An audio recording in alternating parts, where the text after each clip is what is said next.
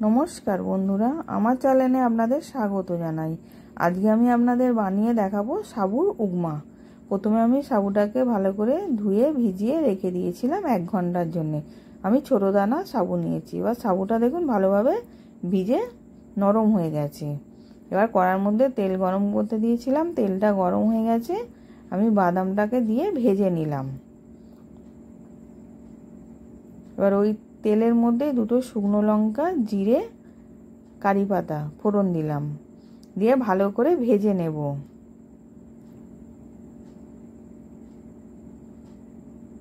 এবার ভাজা হয়ে গেছে, ওর মধ্যে এবার আমি গাজরটাকে দিয়ে দিলাম, আলুও দিয়ে দিলাম,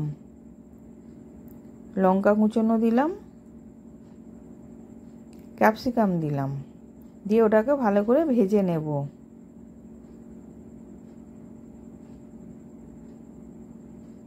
স্বাদ মতো নুন দিলাম, দিয়ে এবার আমি নেড়ে চেড়ে চাপা দিয়ে রেখে দেবো সেদ্ধ হওয়ার জন্যে।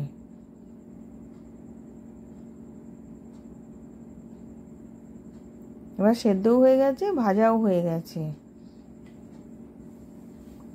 এর মধ্যে আমি 1 চামচ ঘি দিয়ে দিলাম।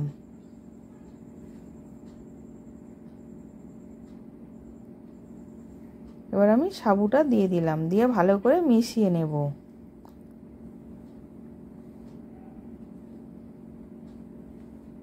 এবার বাদাম ভাজাটাও দিয়ে দিলাম, দিয়ে মিশিয়ে নিচ্ছি। দিয়ে এবার রেডি হয়ে গেছে, আমি নামিয়ে নেব।